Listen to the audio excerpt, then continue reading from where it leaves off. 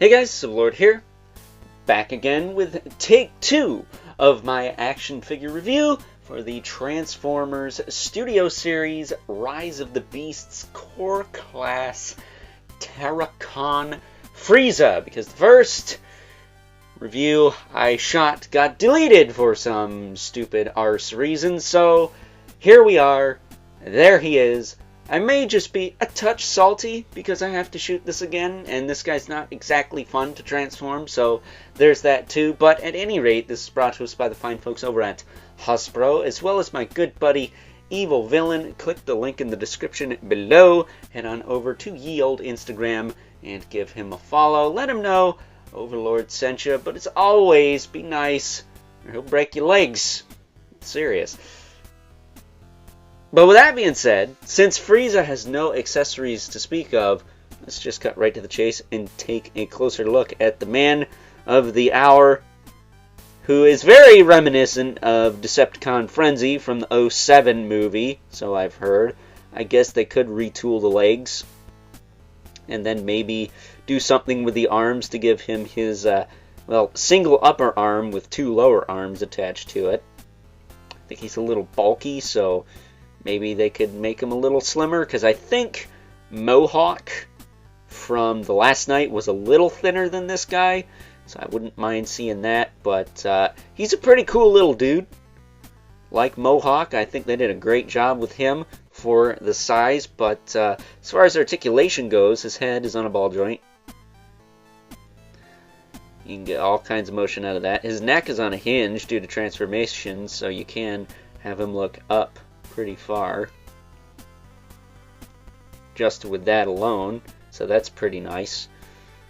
He does have ball joints at the shoulder, can move all around, as well as at the elbow, and again can move all around. Nothing in the wrists, but he does have 3mm peg ports, so you can give him weapons if you want.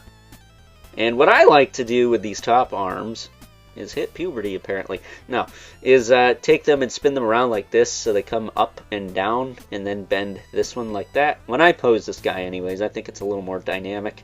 I know his hand's a little weird as far as the positioning goes, but it's my toy. I'll do what I want. Putting that back, putting this up a little bit so we can look at the hips. They can go out, go forward and back. Again, ball joints, same with these little leg joints here.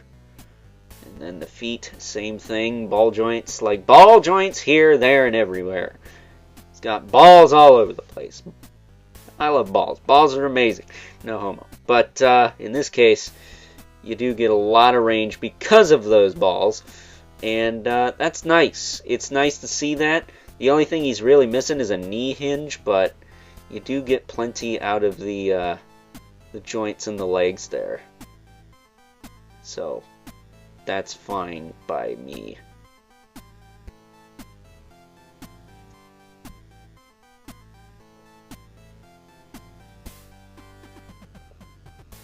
He does kind of remind me of the Insecticon from the old Revenge of the Fallen. I want to say it was Hunt for the Decepticons, actually. Not the Revenge of the Fallen proper line, but he does remind me a lot of that dude, because he had 4 arms as well and was just littered with frickin' ball joints.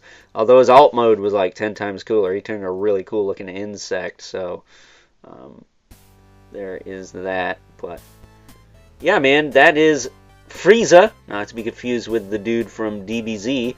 In a nutshell, let's face it, if Frieza from DBZ fought this guy, it would be like a one-shot kill, probably. I'm not even a big fan of that, like a lot of you guys out there are, and I know that. So, before we wrap this sucker up, bringing our 2 regulars, Mythic Legion's Brother Mandibulith,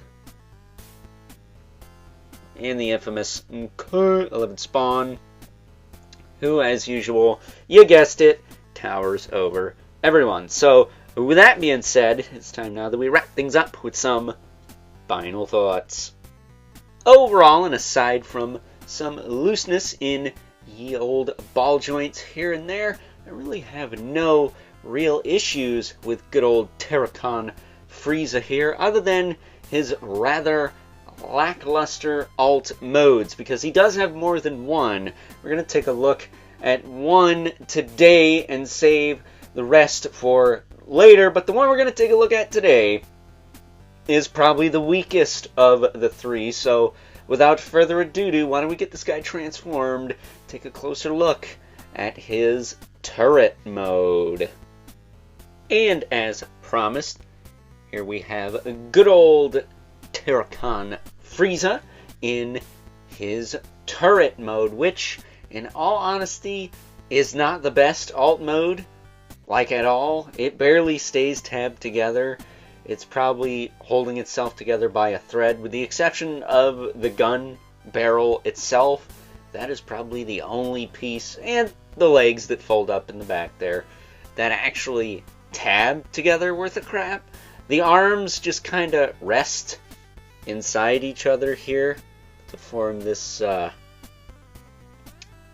necessarily a tripod since there's 4 legs, but you know what I mean.